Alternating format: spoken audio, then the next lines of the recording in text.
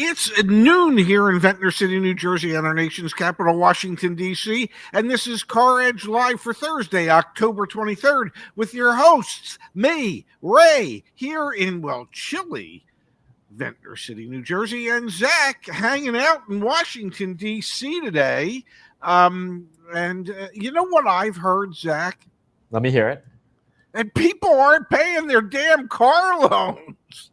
Hey, we're going to share the data with you folks, but before we do, today's show is brought to you by CarEdge.com. Dad, want to take a moment and thank Katerina. She just left the most wonderful review about her experience using our Concierge car buying service, and I'm going to read this out for our community.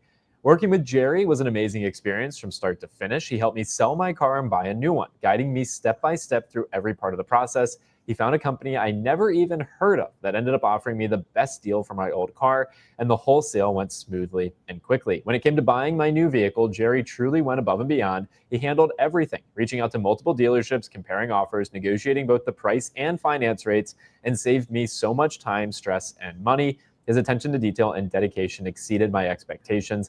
I am very grateful for his help and extremely satisfied with my new car. Jerry's service is worth every penny, and I 100% recommend it to anyone looking to sell or buy a vehicle with confidence and peace of mind. As a friendly reminder, folks, you can book a free consultation call to see if we can help you back at CarEdge.com. Click on Car Buying Service, then get free consultation, and you can meet our team, which includes the wonderful Jerry, who's been doing this for almost half a century, back on the website. Now, Ad out of the way, let's turn our attention here, Dad, to another subprime lender going into bankruptcy. This is yet another automotive lender, this time PrimaLend Capital Partners, filing for bankruptcy, coming on the heels of other automotive lenders going bankrupt recently as well. Cracks are forming in the finance market for retail automotive. Dad, customers have stopped paying for their auto loans as well. We've got record high subprime delinquent loans right now. Give us a lay of the land. What's going on here, and should we be concerned? Let's answer the last question first. Should we be concerned? Absolutely. Okay. It is, we as a society, especially the good folks on Wall Street, have done their best to ignore all the warning signals that a large swath of Americans are in financial difficulty. Okay, we have kind of whitewashed it. Oh, the economy's doing great. The stock market keeps going up. It reminds me of something that Alan Greenspan once said, and he said it's irrational exuberance. Okay, yeah, there could be sectors of the economy that are doing well. There could be sectors of the American population that are doing well. The wealthy come to mind. But there is a growing swath of Americans that are not doing well and are in a desperate financial situation. 68% of the population could not come up with $2,000 in cash in case of an emergency. Okay? 68%. That's more than the majority. So when we see things like what happened with Tricolor, when we see things that happened with PrimaLend, and we see loan loss provisions being increased dramatically by many lending institutions out there. These are signals that, for the most part, most people in Wall Street are willing to overlook until the whole house of cards comes tumbling down, and then they'll say, damn it, we should have seen that coming. Now, it's interesting, Dad, because I want to take the angle here of what this means for people who are in the market today. I think we are going to see an even greater surge in used vehicle inventory become available on the market. We know right now we have the highest level of used vehicle inventory that we've seen for the entirety of 2025. And that's a good thing for prospective car buyers because The more inventory there is, the more supply means that prices will go down. The more supply there is in any market and not enough demand. Ultimately, what we have here, Dad, is we have multiple. We had Tricolor, like you mentioned a moment ago. We also have here another one, which was, Primalend, going bankrupt. These organizations, Dad, they have assets. They got these existing loans. They have customers whose vehicles are already delinquent. There are about to be even more used cars showing up on dealer lots because these companies that are going bankrupt, the customers who are going delinquent, those cars make it back. Those cars end up getting repossessed. So that's one angle to this that I think is actually really interesting, is used car shoppers might see even more inventory in the foreseeable future as there's more repossessed vehicles, repossessed at both levels, the dealership level, the consumer level, showing back up as inventory. I would tend to agree with you. However, and there's a however attached to it. When you dig into the data, when you read these articles, repossessions, even though delinquencies are higher and have remained higher than they've been for quite some time, repossessions have not gone up in relation to the amount of delinquencies there are. Banks are trying to work with their customers to extend loan terms, abatement programs. Why is that? Because they can't afford to admit that they made all of these bad loans and repossess those vehicles all at the same time. Because if they were to do that, that would signal the crash that many of us think is about to happen. And so they are, in a nice way, covering it up. If delinquencies were 4.5% instead of 6.5%, then they'd probably be repossessing those vehicles. At 6.5%, they go, this will not look good on our bottom line. We need to figure out ways to not have to repossess the vehicle. So I think it's part of a broader cover-up. And not that I'm a conspiracy theorist at all, but I think they realize that if they were to repossess all these vehicles, that is a signal to both Wall Street and Main Street that we have a dilemma here. Houston, we've got a problem. And I don't think that Wall Street wants them to admit that yet.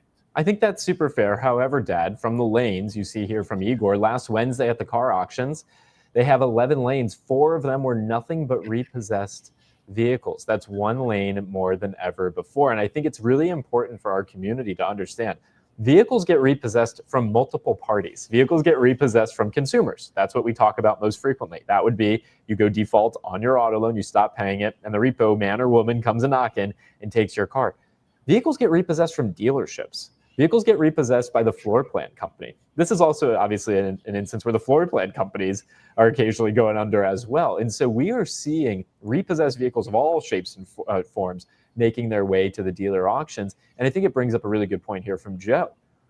If you are in the used car market right now and you're listening to us and you're hearing about how there is more inventory, so there's more negotiability than ever before, pre-purchase inspection. And Dad, I would like to spend a couple minutes on this. Yes. Would you buy a previously repossessed vehicle? What are the things you're looking out for? Because as we see more and more consumers and financial institutions stop paying, or dealerships stop paying their auto loans, we're going to continue to see more repossessed vehicles. To your point, will we ever see as many as there actually are? Maybe not, because of those reasons that you described a moment ago.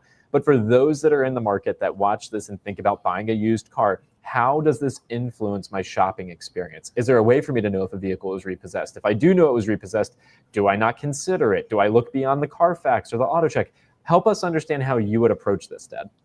Well, I think as a consumer, you have to do everything in your power to protect yourself. So what do I mean when I say that? We often talk about how you need to get pre-approved for an automobile loan before you go to a dealership. That you need to get an insurance quote on the type of vehicle that you're thinking of purchasing before you do it, so you have a greater understanding as to what your insurance costs are going to be on a monthly basis. If you are looking at a pre-owned car, and we know that more repos, not as many repos as there should be, but more repos are making it to the auctions than before. And if it makes it to the auction, it makes it to a dealer's lot.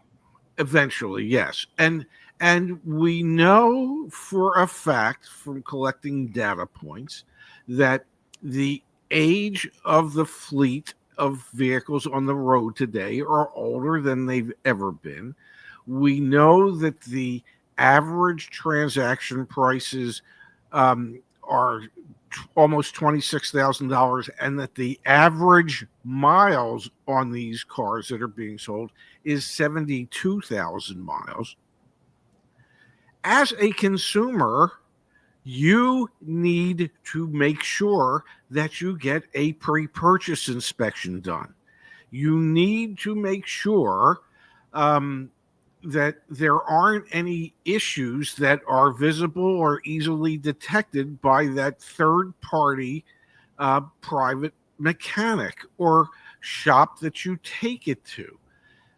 I will not sit here and say that dealerships will try to hide deficiencies in an automobile.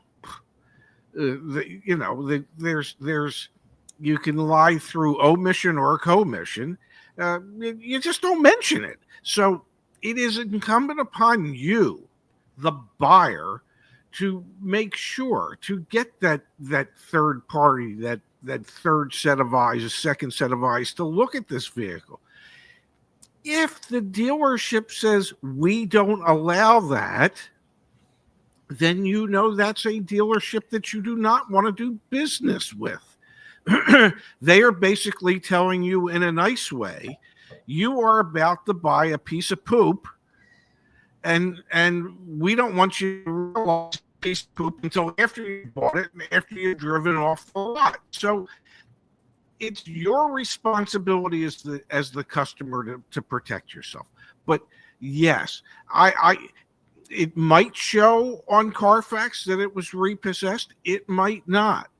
But if you get an independent mechanic to look at it, or you take it to a different dealership and have a mechanic look at it, they might discover things where perhaps it needs an oil change, or the oil's like sludge because it hadn't been changed. There are things that they can discover that would indicate the health of the vehicle, not necessarily whether or not it was repossessed, but so it would give you an idea if they ever took care of the vehicle. Exactly. The big takeaway here is be prudent before you buy a used car in today's market. Just because inventory is up doesn't mean you let your guard down. Regardless if a vehicle is repossessed or not, you want to make sure you know what you're getting into.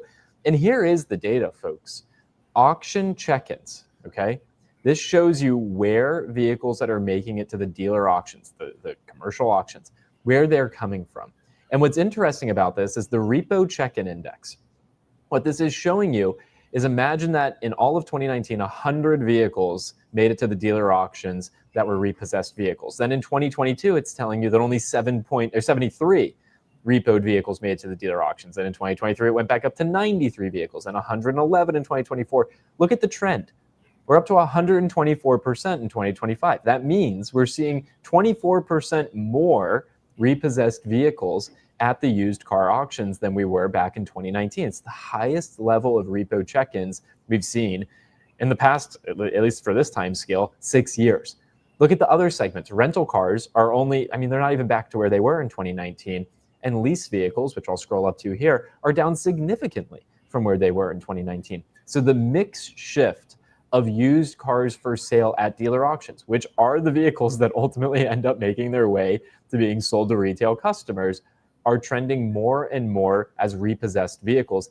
And what's interesting about the news today is not only do we have delinquencies at record highs, we also have yet another subprime lender actually going under. And so you can see I keep calling it cracks in the foundation, but the whole thing's starting to break down a little bit. which is great. We can have the conversation about macroeconomics and what that means for this country and whatnot. There's a practical application for this as car shoppers, which is inventory is going to go up even more. The quality of that inventory potentially is worse, and it does not change. If anything, it doubles down on the importance of doing all of your due diligence before you buy a used car in today's market. If you look at that chart, and we know that repos are up 24%, and that number should be higher and probably much higher, but the banks are trying to figure out ways not to actually repossess the vehicles. So that number is a staggering number because we know it's really more than that, or should be much more than that. And, cracks in a foundation are one thing. Cracks, when it's built on a house of cards, is another thing. Okay? At a certain point, we can watch it all come tumbling down. And it was only 17 years ago that we saw that. And at that time, we saw it because of what was going on primarily with mortgage lending. But we're seeing it today.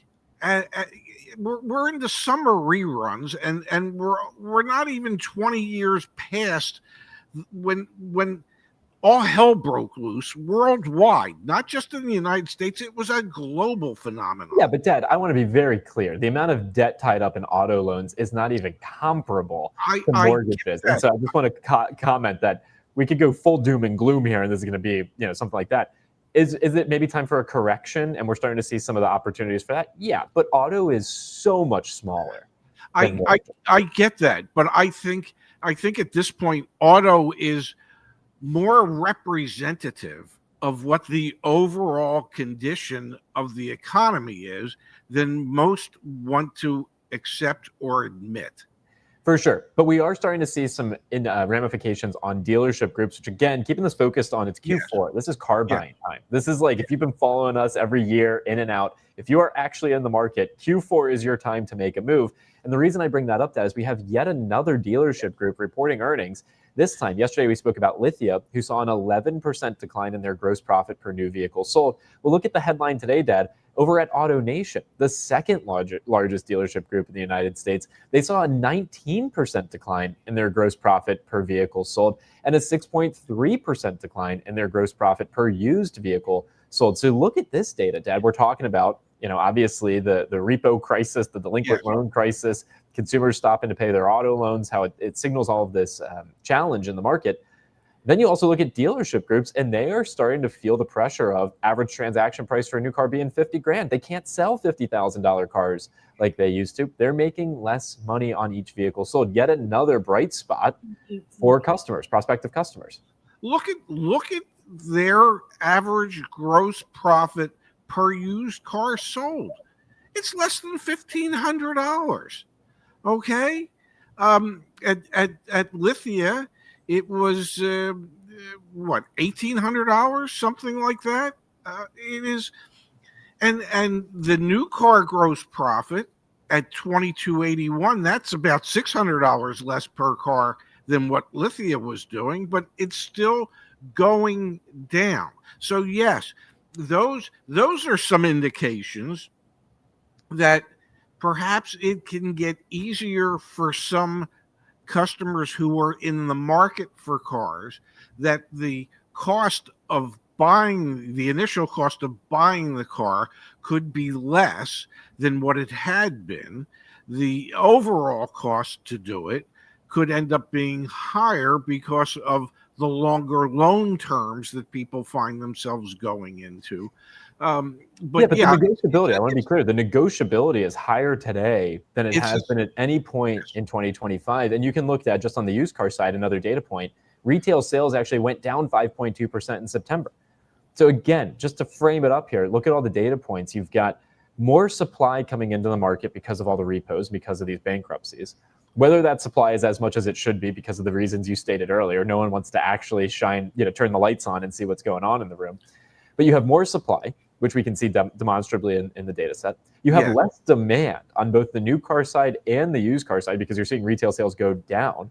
And then you look at the dealer group earnings, they're making less per new vehicle and used vehicle sold. This is, every indication points to, buyer's market, which we have not been in. And it's happening at the exact time where the manufacturers feel the most pressure to also juice their numbers before they head into the new model year. This is good. I mean, it's bad news, but it's good news. If you're in the market, it's good news. It's good news for the people who can actually afford to buy a car, because those cars that they can afford to buy are now suddenly more negotiable than they had been. But I think we have to pay a certain amount of attention to what Jamie Dimon from Chase said. JP Morgan. And that is that when we see things going on like Tricolor and the parts First Brands, yeah. He said, that indicates that there's some cockroaches out there, and typically where there's one, there's many more. And so he said that last week or a week and a half ago. Today we're hearing about Primalend, and that's an organization that finances many cars for buy here, pay here dealerships. So this is just another example of the cockroaches that Jamie Dimon thinks are out there in the economy. So when he says it, and he's in charge of, I believe, the largest bank in the country, in the world. Maybe, just maybe, he's trying to send a signal to everybody that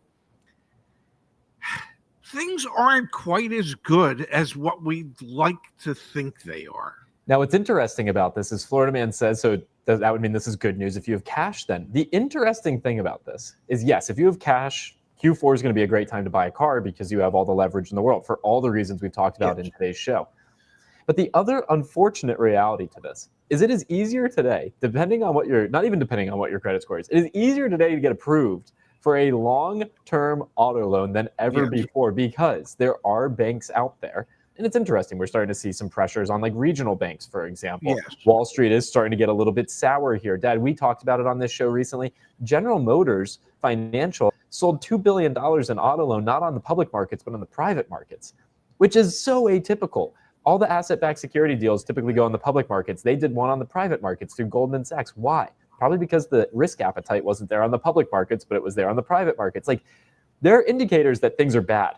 Yes. But you know what? There are other lenders out there, for those of you who do want to buy a car, that will get you an approval. This is Wells Fargo, for example, right now doing insane loan-to-value percentages, but they're approving them. And so I think it's a scary moment.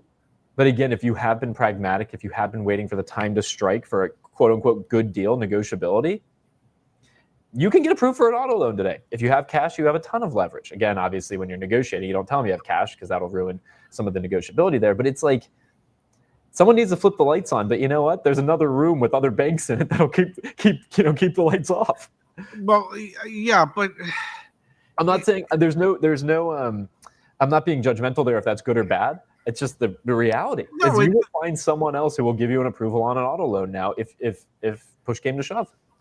And that, when you see Wells Fargo agreeing to do what they're doing, where a 550 and above credit score, you can get approved for 150% of loan to value.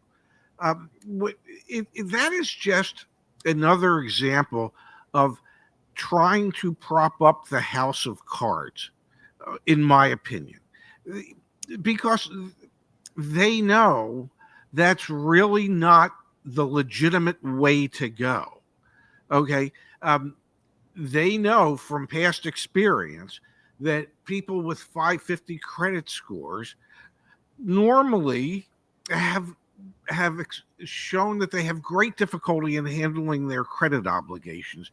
And so to take those people and say to them, well, we know you've had problems, but we've got great faith in you. And we have so much faith in you that we will approve 50% more than the value of the vehicle that you're buying. If that's not a house of cards, I don't know what is, at least in my opinion. Dad, let's turn here from Rich. Thank you, Rich, for the kind contribution. Found your retirement home, Just Ray. The 2026 Ford Mustang motorhome. All right, 2026 Ford Mustang. Give me a second. Oh, God, what are we about to look at all together? Stand by, folks. All right, Rich, what do you got us looking at? What the heck is that thing, Dad? You're not. No. Oh, that. No. You know what? I think before I would do that, I would figure out how to live in the Oscar Mayer Wienermobile. He's got choices, folks. Oscar Mayer Wienermobile. Yeah, or which Ford is Mustang a very motorhome. narrow bed, they have in the Oscar Mayer Wienermobile. Dad, we also had from earlier, Freedom Anchor. Thank you, Freedom Anchor. Zach, I heard you talking about the AI Negotiator on WTOP this morning. Yes, had a really awesome opportunity to be on WTOP, one of the regional news affiliates out there. So that was a fun moment. Grateful to hear that more people are learning about what we're up to. Dad, I want to remind everyone that if we can help out with buying a car, selling a car, doing all that fun stuff, check out CarEdge.com. We're up to year 6 here.